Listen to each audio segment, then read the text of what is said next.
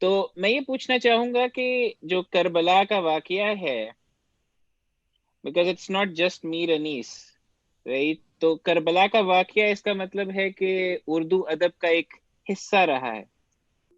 تو اس کے بارے میں کچھ بتائیں کہ اس کا کتنا حصہ ہم دیکھ سکتے ہیں جو امیجیٹلی ہمیں نظر آتا ہے. مشکل سوال ہے. تو اس کا جواب یہ ہے کہ میر انیس جو ہیں ان کو پڑھنا آسان نہیں ہے. ان ادر ورڈز ان کی جو اردو ہے وہ پرسو عربک کہ اس میں اتنے الفاظ ہیں اور وہ اتنی رجسٹر اس کا اتنا اونچا ہے، اتنا ہائی ہے کہ ہم ایسے ہی وہ کتاب کھول کر اور اس کو ایک ناول کی طرح یا ایک عام نظم کی طرح یا غزل کی طرح اس کو نہیں پڑھ سکتے. اس کو پڑھنے کے لیے کافی آپ کی بیک گراؤنڈ درکار ہے. آپ کو اردو اچھی خاصی آنی چاہیے، کم از کم آپ کے پاس ایک بہت اچھی ڈکشنری ہونی چاہیے. میرا یہ خیال ہے کہ بہت دفعہ یہ ہوتا ہے کہ ہم لوگ کسی مشکل اردو کے کسی مشکل ٹیکسٹ کو دیکھ کر اور گھبرا سے جاتے ہیں اور سوچتے ہیں کہ بھئی یہ تو ہم نہیں پڑھ سکتے اور یہ ہمارے وہ نہیں ہے، ہم نہیں اس کو ٹیکل کر سکتے. لیکن ڈکشنریاں جو ہیں، اور اب تو اس پہ آن لائن ڈکشنری ہے کہ ایک سے ایک اچھی ڈکشنری ہے. تو آپ اگر ڈکشنری کھول کر ایک ونڈو میں اور دوسری ونڈو میں ریختہ.org پر آپ میر انیس کھول لیں تو آپ کو دقت نہیں ہوگی. So that is the first step. I think we all need to understand that makes it easier. However, to answer your question, ہوا یہی ہے کہ کربلا کا واقعہ جو ہے، ایک تو خیر وہ جو شیعہ کمیموریٹ کرتے ہیں اور ہم لوگ بچپن سے اس کو اس کا ایک یہ ہماری زندگیوں کا ایک حصہ ہوتا ہے یہ واقعہ.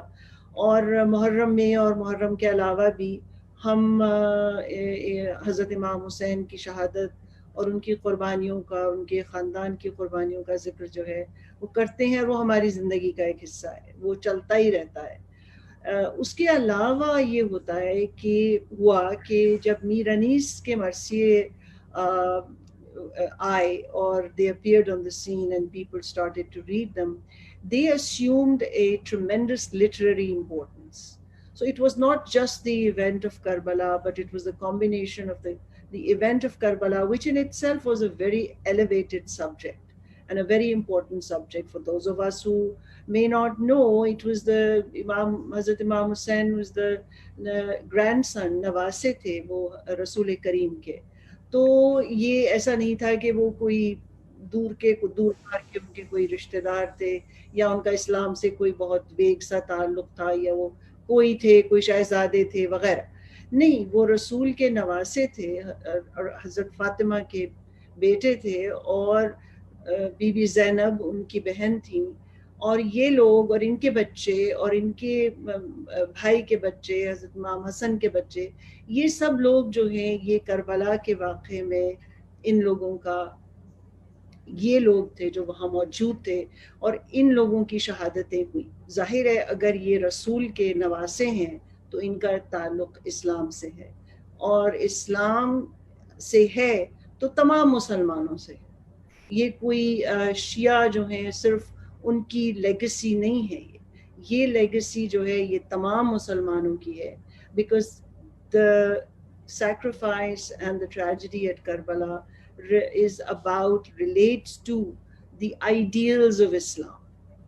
And so when this assumes a literary form, when it becomes part of Urdu literature, which is, and Urdu is of course a language, which becomes part of our own literary and cultural legacy, so then we are forced to read it in a way, to put it that way. تو جب ہم اس کو پڑھتے ہیں اور ہمیں پڑھنا پڑتا ہے تو کچھ دیر کے بعد ایسا ہوا کہ وہ کربلا کا واقعہ جو ہے اس کی ایک اور حیثیت جو ہے وہ ہو گئی، یعنی کہ وہ صرف اسلامک اور سوشل اور ریلیجس ہسٹری سے نکل کر ایک لٹریری ہسٹری اور لٹریری ویلیوز کی ہو گئی. تو یہ میرا خیال ہے کہ ایک طرح سے وجہ بن گئی بہت سے لوگوں کے لیے کہ وہ اس کو پڑھیں، اور ان کے پڑھنے کی وجہ تو یہ ہوتی ہے کہ بھئی وہ چونکہ یہ بہت اہم حصہ ہے اردو، کلاسیکل اردو کا، مرثیہ جو ہے میر انیس کا، تو یہ پڑھنا لازمی ہے۔